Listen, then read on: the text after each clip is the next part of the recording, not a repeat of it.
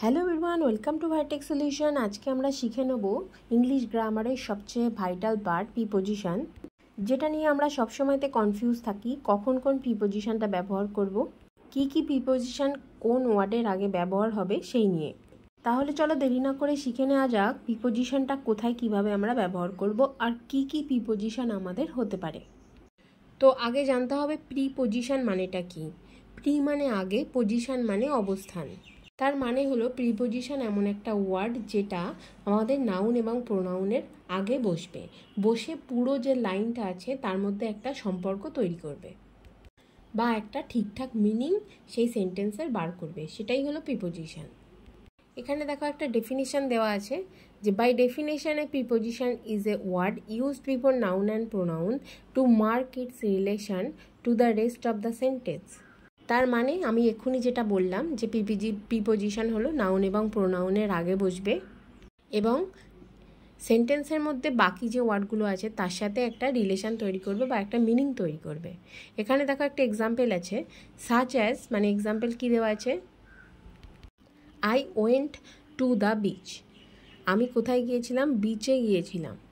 তো এখানে আই ওয়েন্টের পরে টুটা বসিয়েছি বলেই কিন্তু দ্য বিচের সাথে একটা লিঙ্ক আপ হয়েছে। তো প্রিপোজিশন কি করে? নাউন প্রোনাউনের সাথে লিঙ্ক আপ তৈরি করে। কিছু কমন প্রিপোজিশন আছে যেগুলো আমরা সবসময়তে ব্যবহার করে থাকি, সেগুলো কি?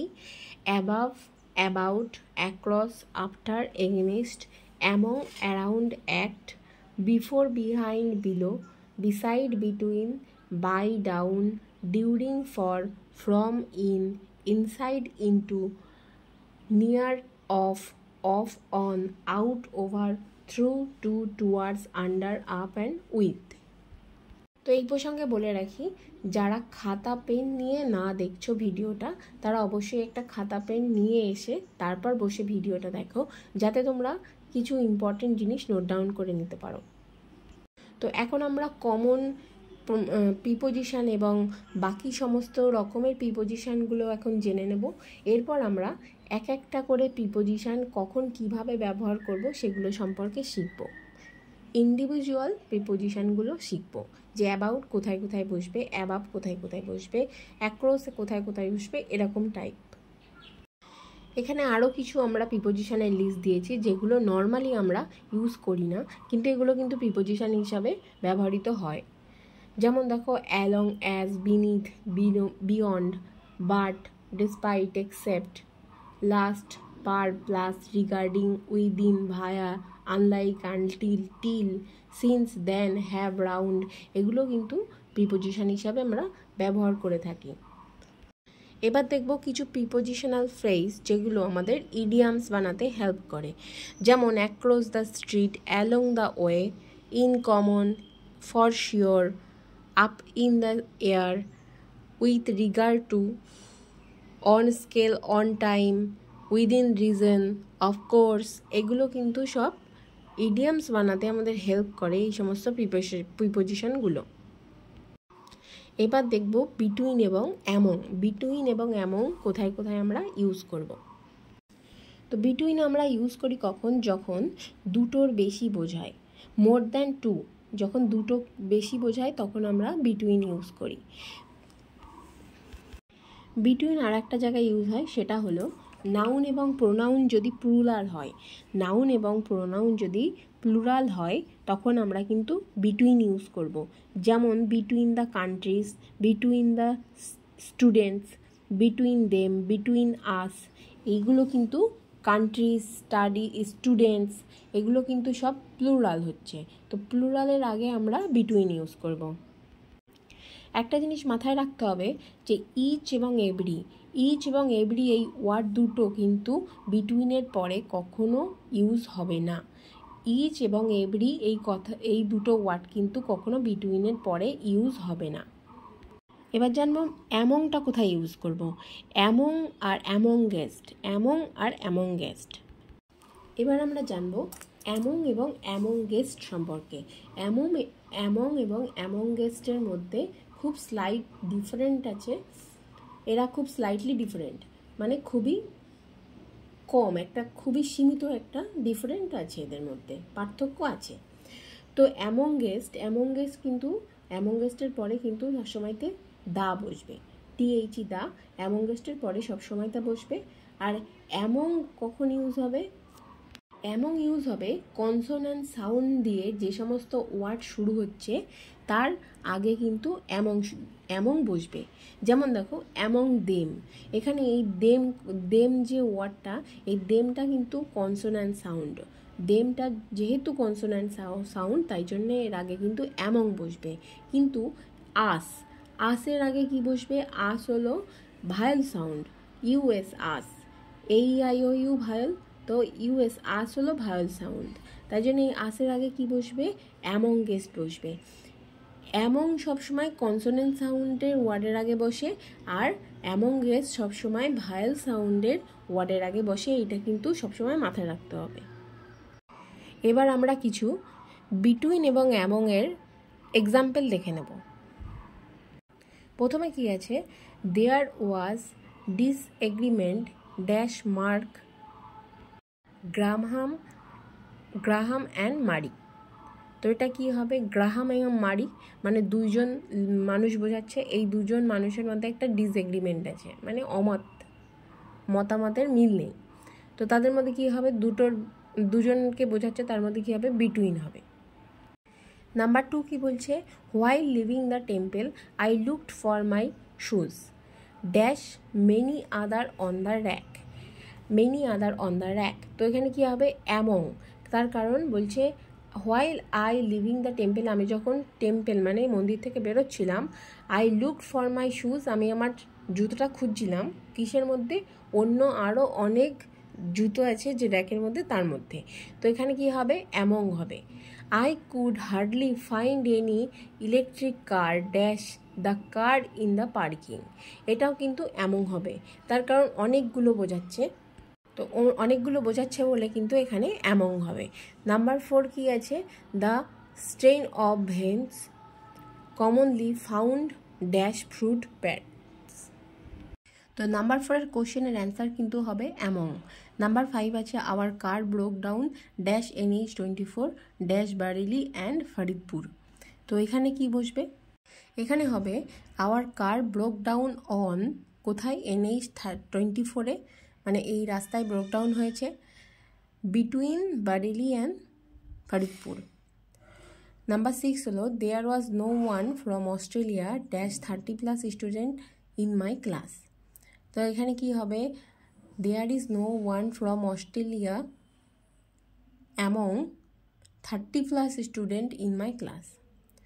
হোয়াটস the difference dash drive volley, half volley and normal volley in tennis. এখানে কি হবে? ডিফারেন্স বিটুইন হবে, তার কারণ এখানে হাফ ভলি, ড্রাইভ ভলি আর নর্মাল ভলির মধ্যে ডিফারেন্স বলতে বলেছে, তো এখানে হবে between. He walk into the room and stood dash the chair and the desk. তাহলে এটা 8 কি হবে?